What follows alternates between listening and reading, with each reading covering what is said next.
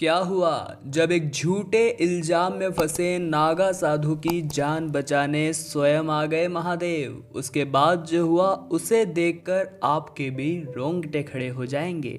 यह सत्य चमत्कारी घटना हमें लिखकर भेजी है शुभम जी प्रजापत ने, जो कि राजस्थान के छोटे से गांव करौली में रहते हैं। परंतु शुभम जी ने हमें बताया कि वास्तव में मैं इस घटना का मुख्य पात्र नहीं हूँ, मैं मात्र दर्शक हूँ। परंतु आज मेरे माध्यम से आपको मैं यह सत्य चमत्कारिक घटना बताने जा रहा हूँ। दरअसल बात उस समय की है जब हमारे करौली गांव में एक बहुत ही चमत्कारिक और सिद्धि प्राप्त करे हुए नागा साधु महाराज आने वाले थे, और उनके आगमन को लेकर के हम सभी गांववासी बेहद ही खुश थे। और जब उनका हमारे गांव में आगमन हुआ तो हमने टेंट के माध्यम से बहुत ही अच्छा आश्रम उनके रहने के लिए बनवाया। हम सभी यही चाह रहे थे कि वे नागा साधु महाराज हमारी भी तकलीफें समझे और अपने आशीर्वाद से हमारी समस्या का भी समाधान कर दे।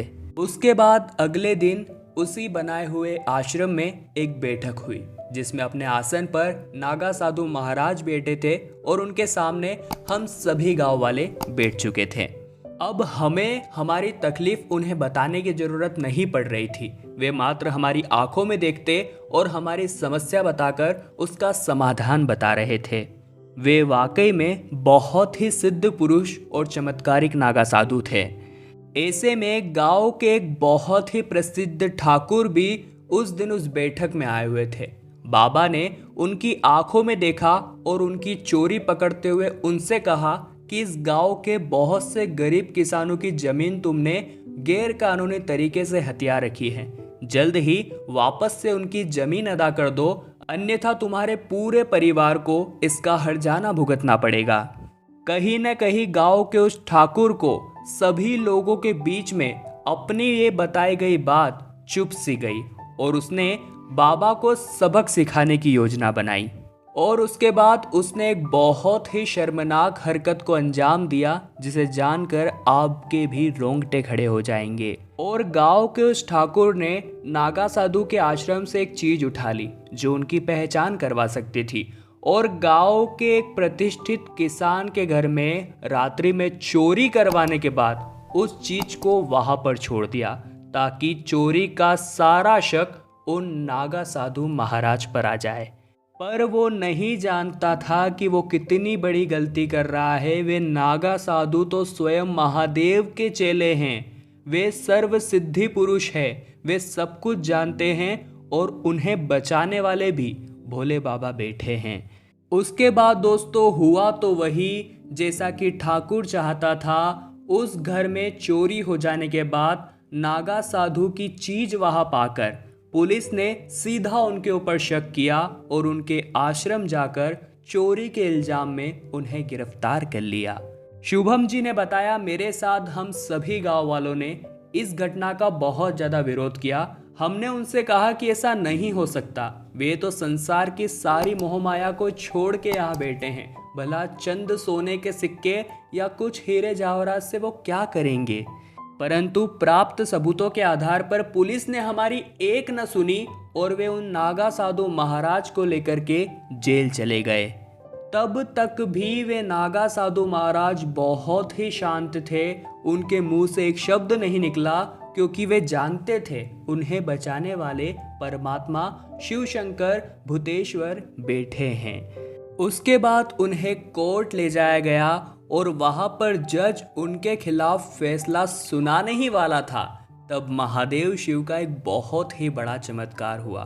वही ठाकुर जिसने उनके खिलाफ चाल चली थी, वही उस अदालत में आया और जज साहब से कहा कि ये सब मेरी गलती है, मैंने ही उस किसान के घर पे नागा साधु महाराज की वो चीज रखी थी ताकि आपका सारा शक उनके ऊपर आ जाए और आप उन्हें गिरफ्तार कर ले। परंतु अब मैं मेरी गलती मानता हूँ और इन्हें छोड़ करके आप मुझे गिरफ्तार कर ले।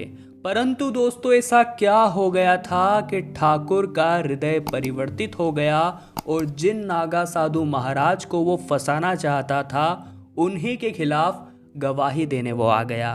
उसके बाद उसे सजा हो गई और वो नागा साधु महाराज के पैर में गिरकर बोला कि मुझसे बहुत बड़ी गलती हो गई। आपने मुझसे सही कहा था कि सभी किसानों की हथियाई जमीन उन्हें लौटा दो।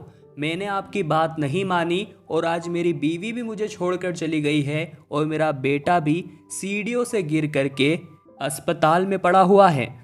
आपने कहा था कि अगर मैंने जमीन नहीं लौटाई तो मेरे पूरे परिवार को हर्जाना भुगतना पड़ेगा। अगर मैं उसी समय आपकी बात मान लेता तो शायद आज परिस्थितियां कुछ और होती। फिर भी नागा साधु महाराज ने उस ठाकुर से कहा कि सुबह का भूला अगर शाम को घर लौट आए तो उसे भूला नहीं कहते। गलती तुमसे भी हुई है, परंतु उस गलती को मानकर तुमने एक बहुत ही अच्छा कर्म किया है और मैं तुम्हें आशीर्वाद देता हूँ, जल्द ही तुम्हारे जीवन में सब कुछ अच्छा हो जाएगा। और हम सभी जानते हैं कि नागा साधु महाराज के आशीर्वाद में कितना चमत्कार होता है। जल्द ही उस ठाकुर के जीवन में सब कुछ अच्छा हो गया।